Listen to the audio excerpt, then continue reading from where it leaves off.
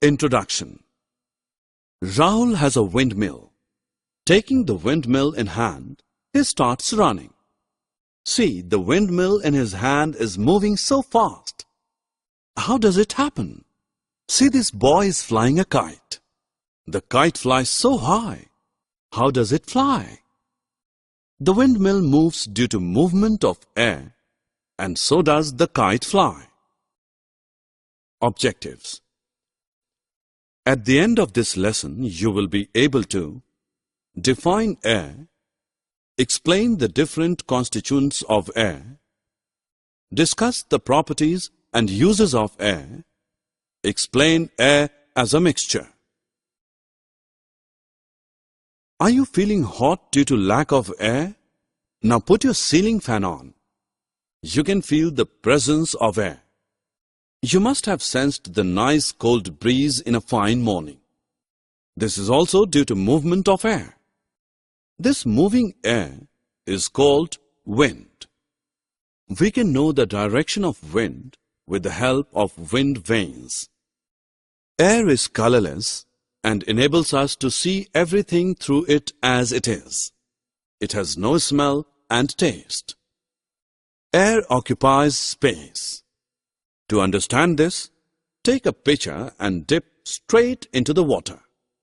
See, no water enters into the pitcher.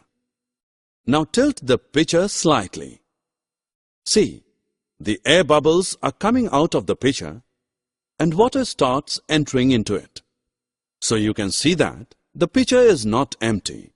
Air that was present in the pitcher is coming out.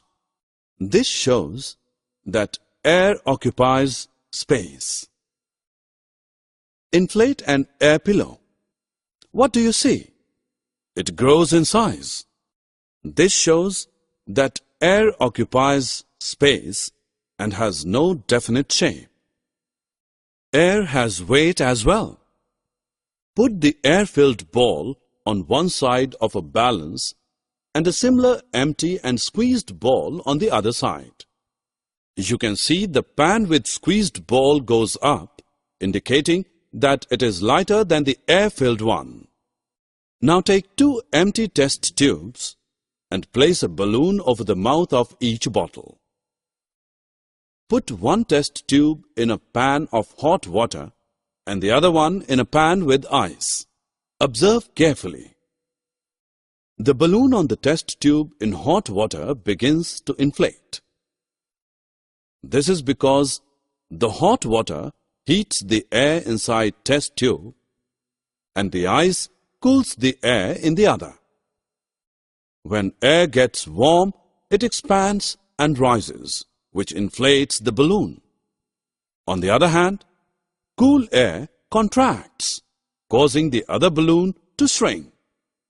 This shows that air exerts pressure. Take a cylinder fitted with piston. Press the piston inward. You can compress inside the cylinder, so air can be compressed. Tick the incorrect statement. What is air made up of? Air contains nitrogen, oxygen, carbon dioxide, and other rare gases. You can see from this table that nitrogen has the largest share, then oxygen, then some rare gases, and finally carbon dioxide has the least. Water vapor, smoke, and dust are present in very less amount. Do you see that air is a mixture of different gases? When you take out a water bottle from the fridge, some water droplets appear on the outer surface of the bottle. Where do the water droplets come from? Is water leaking through the bottle? No, it's not the case. Water vapor present in the air turns back into liquid when it touches the cold outer surface of the bottle. This proves air contains water vapor. Now take lime water in a test tube. With a syringe, blow some air through this solution. You can see that lime water turns milky. This indicates the presence of carbon dioxide in air. Put your torchlight on while walking through a dark place.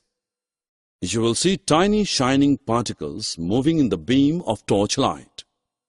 These are the dust particles present in air. All these activities bring us to conclusion that air is a mixture of gases and dust particles. Match the correct pairs. Summary. Let us summarize what we have learned. Air is found everywhere. Air is invisible, colorless, odorless, and tasteless. We can feel air. Air occupies space but have no definite shape. Air has weight, can be compressed, and exerts pressure. Air is a mixture of nitrogen, oxygen, carbon dioxide, water vapor, and few other gases. Smoke and dust particles are also present in air. Oxygen supports burning and is essential for all living organisms.